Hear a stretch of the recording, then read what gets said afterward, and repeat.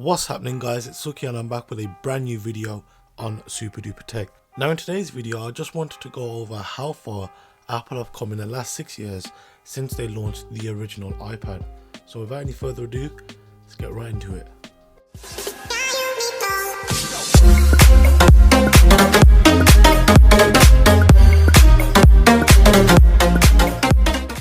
Now taking a look at the iPad Pro on top of the first generation iPad, you can just tell exactly how much of the iPad has changed, especially in terms of thickness. In fact, you could stack together two iPad Pros and you'd still have space left over.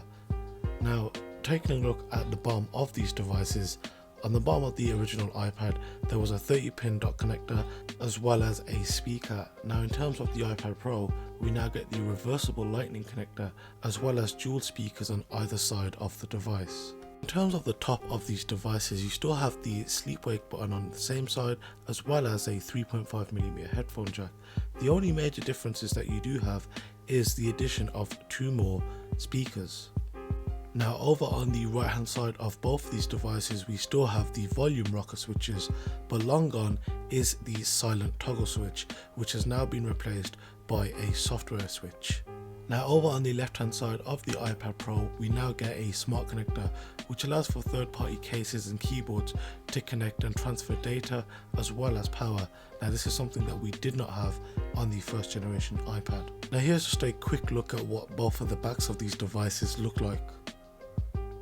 Now when the first generation iPad came out there was not a camera on it, but now on the iPad Pro we have a 12 megapixel camera which is capable of shooting at 4K resolution as well as an LED flash to go alongside it. Now both of these iPads come with the same screen size, being 9.7 inches diagonally, but as you can tell there's been a significant reduction in the size of the bezels.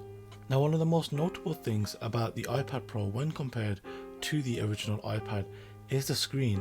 Now as you can tell, on top I have the iPad Pro and on the bottom I have the first generation iPad. The iPad Pro does have 4 times the resolution of the original iPad, which was 1024 by 768, and now the iPad Pro does have a resolution of 2048 by 1536. Now this means that the pixel density has doubled from 132 ppi to 264.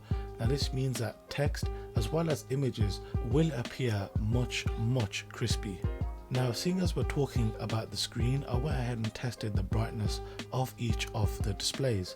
Now what I did was increase the brightness to maximum and display the same image and test roughly the same area on each of these iPads.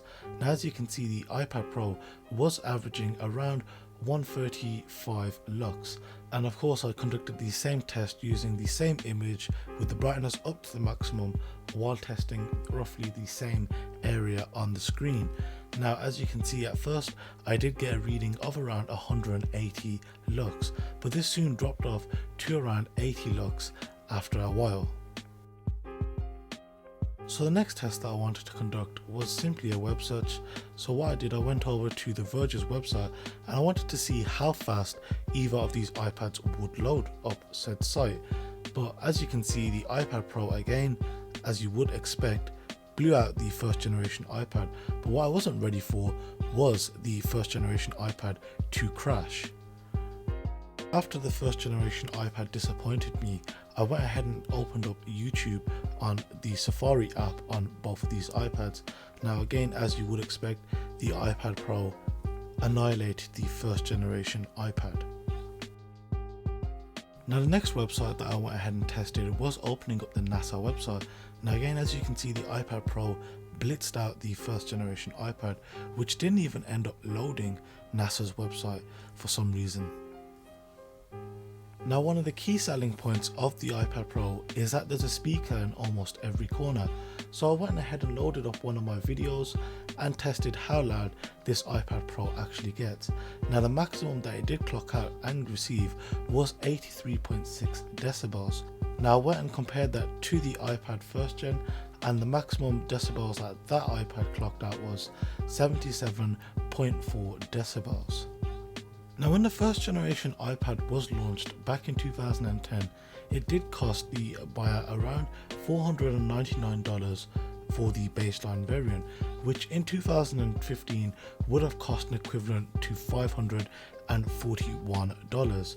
But today the iPad Pro, at least the 9.7 inch baseline variant, will cost the user around $599 US. And today you would also be getting the 32GB model as the baseline standard when compared to 2010's 16GB baseline. Now, over the last 6 years that Apple have had the iPad out in the market, sales have actually been dropping. Now, this is mainly down to the operating system, I would say. The operating system has fundamentally remained the same throughout the course of those 6 years. Now, until Apple do switch it up and provide us more of a desktop feel when using a tablet device like the iPad, I do believe that their sales are still going to slowly diminish. So guys, that has been it for today's video. If you enjoyed it, then do please leave a like rating, subscribe if you're new around here. I will have a ton of videos coming out very soon with regards to the 11-inch and 13-inch MacBook Air, as well as the MacBook Pro when that is launched at WWDC this year. On the left hand side, I do have my 2016 12-inch Retina MacBook review, and on the right hand side, I do have my 12.9-inch iPad Pro review. That has been all for today, guys. Thank you very much for watching. I'll see you guys next time. Have a good one.